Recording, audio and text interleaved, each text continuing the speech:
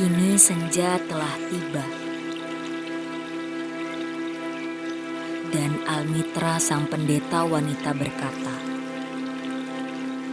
"Semoga diberkahi hari ini dan tempat ini, juga jiwamu yang telah berbicara."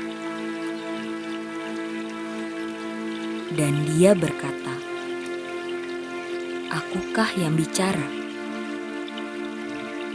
Bukankah aku seorang pendengar juga?" Kemudian ia menapak menuruti tangga,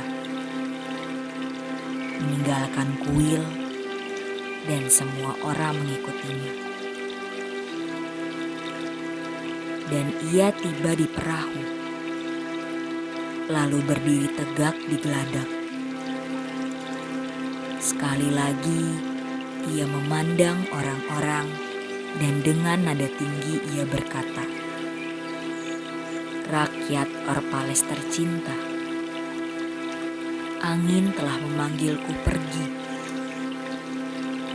Tiada terburu aku, seperti bayu itu.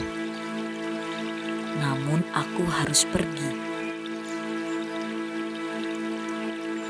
Kami para pengembara senantiasa mencari jalan yang lebih sepi. Tak pernah memulai hari di tempat kami mengakhiri. Bahkan selama bumi bermimpi, berkelanalah jua kami. Terbitnya mentari tak pernah menemukan kami di tempat tenggelamnya mentari meninggalkan kami.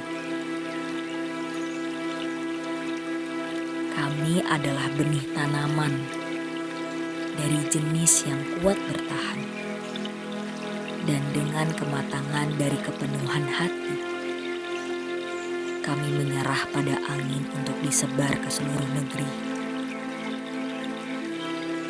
Begitu singkat hari-hariku bersamamu. Lebih singkat lagi kata-kataku.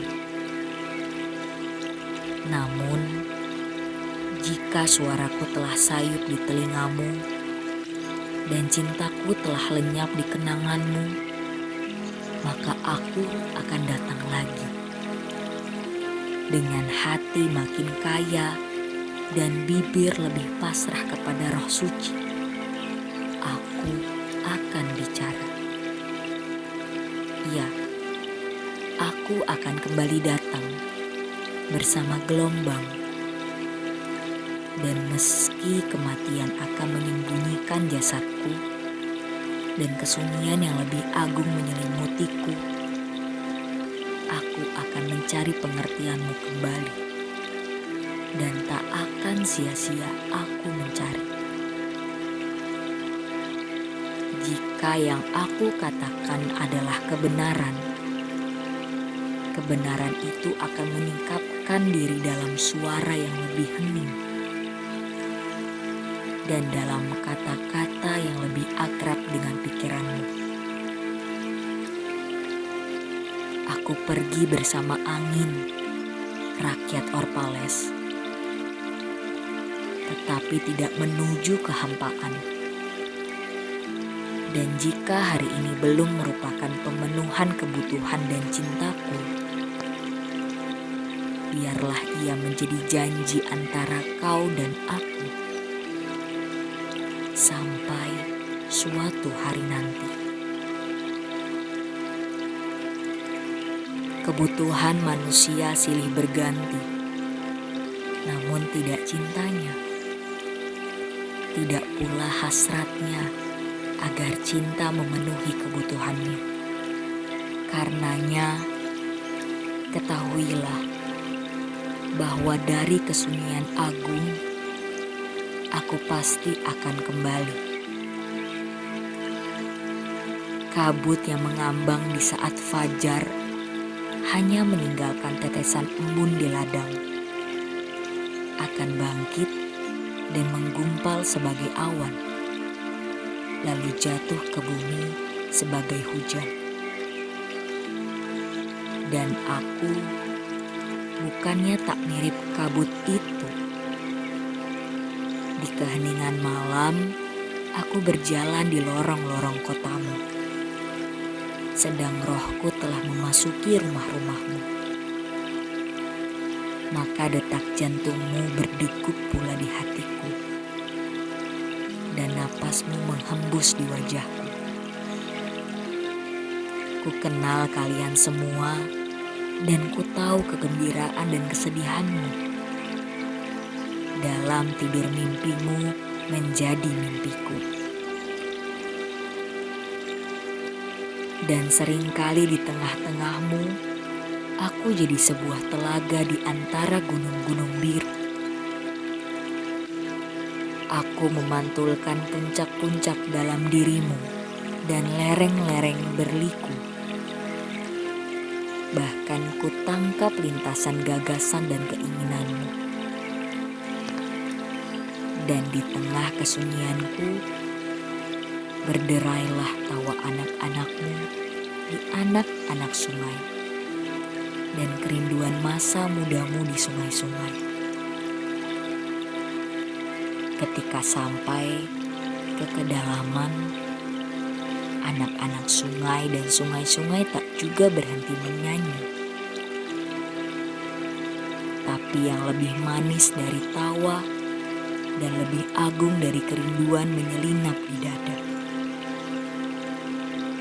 Ia adalah keabadian tanpa batas dalam dirimu. Manusia besar yang di dalamnya tidak lain adalah sel dan urat saraf belaka. Dia yang lagunya demikian perkasa, hingga lagumu hanya getar tak bersuara. Di dalam orang besarlah engkau besar, dan di dalam memandang dia, maka aku memandangmu dan mencintaimu. Karena jarak mana yang terjangkau oleh cinta jika tidak di semesta? Visi apa, pengharapan apa, dan asumsi apa dapat melebihi jarak terbang cinta? Seperti jati raksasa yang diselimuti bunga-bunga apel.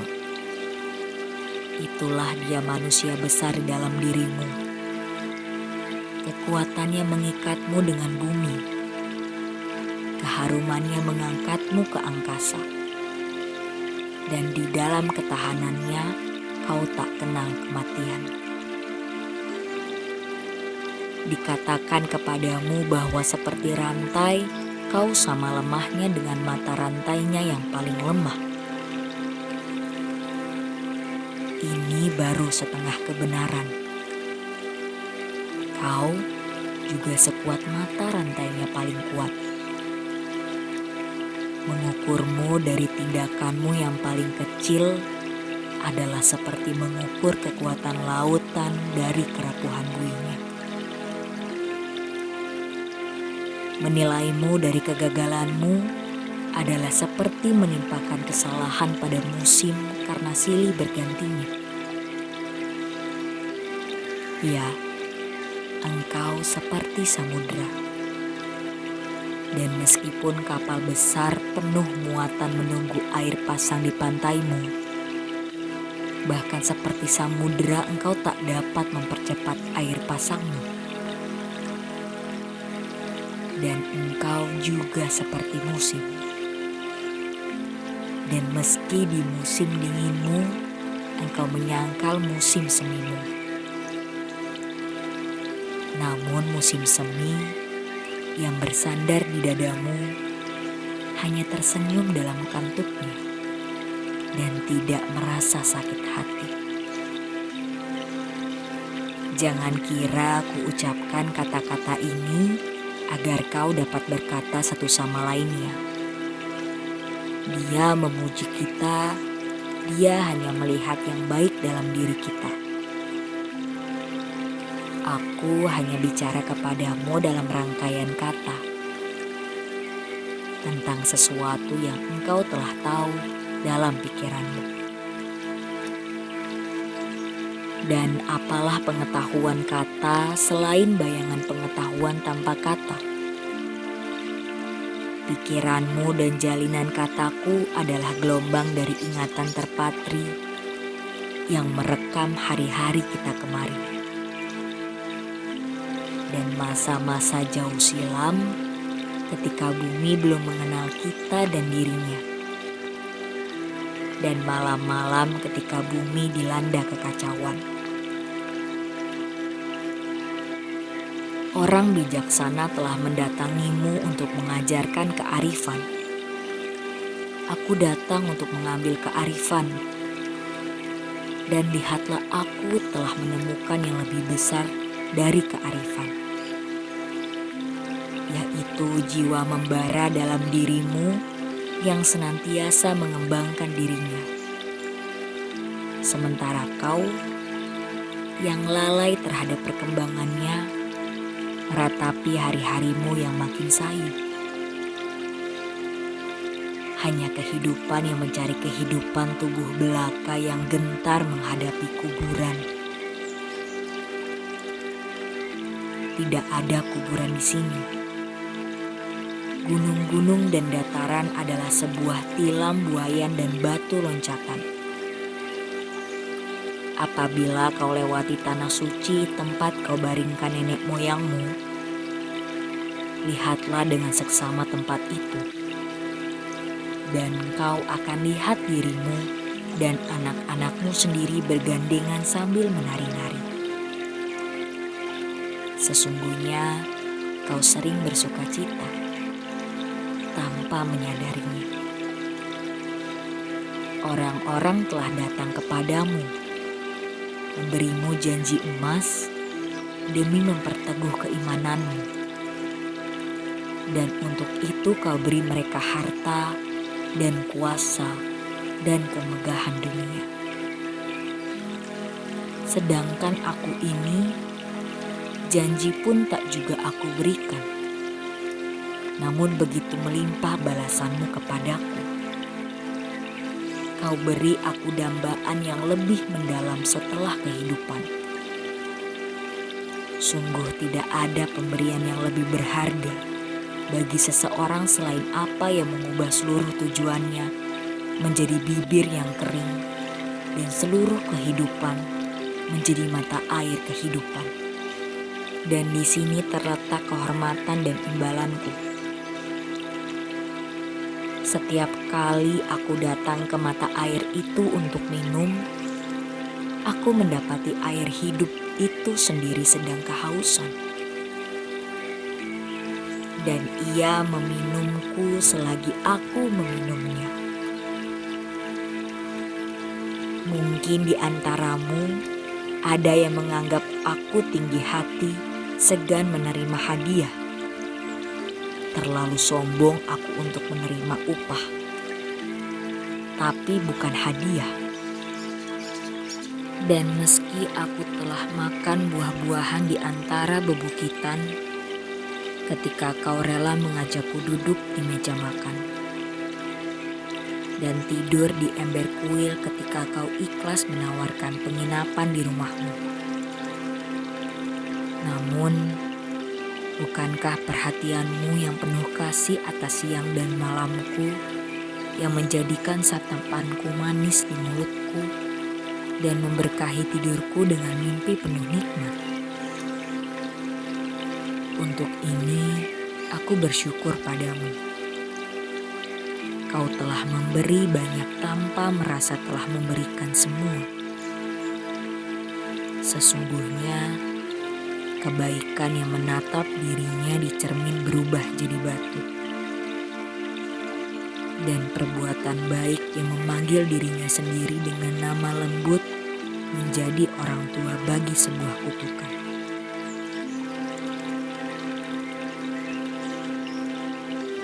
Sebagian di antaramu menyebutku takabur dan mabuk dengan kesunyianku sendiri. Dan kau bilang, dia bercakap dengan pohon-pohon hutan, tidak dengan manusia. Seorang diri dia duduk di puncak-puncak perbukitan sambil memandangi kota. Benar, telah kudaki puncak-puncak perbukitan dan mengembara di kejauhan.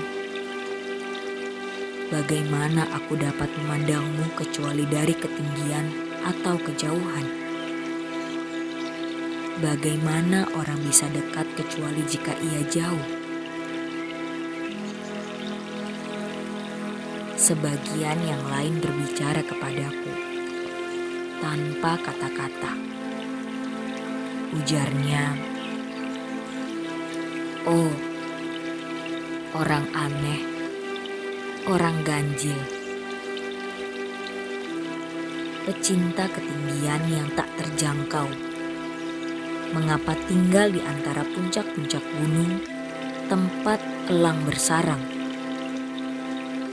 Mengapa mencari yang tak tergapai? Badai apa hendak kau jaring dalam jalanmu? Burung gaib apa ingin kau jaring di langit biru? Kemarilah dan menyatu dengan kami. Turunlah dan hilangkan laparmu dengan rotiku, dan lepas dahagamu dengan anggurku." Dalam kesunyian jiwa, mereka menulurkan kata-kata itu.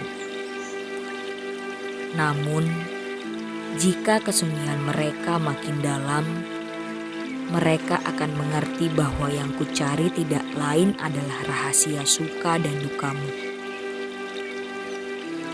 Aku memburu sukma agungmu yang menjelajah angkasa. Tapi pemburu juga diburu. Karena banyak anak panah yang lepas dari busurku akan kembali untuk mencari dadaku sendiri. Yang terbang juga melata. Karena ketika sayapku mengembang di cahaya, bayangannya di bumi adalah seekor kura-kura. Aku yang percaya ternyata juga seorang peragu.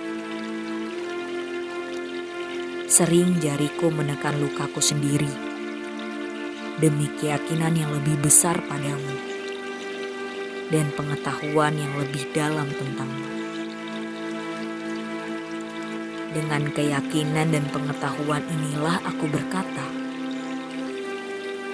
engkau tidak terkurung dalam raga, tidak pula terikat pada rumah tinggal serta ladang.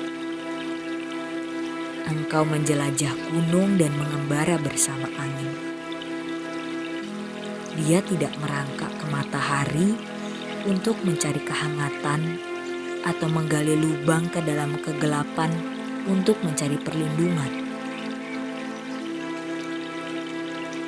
Dia adalah jiwa merdeka yang meliputi dunia dan bergerak di udara.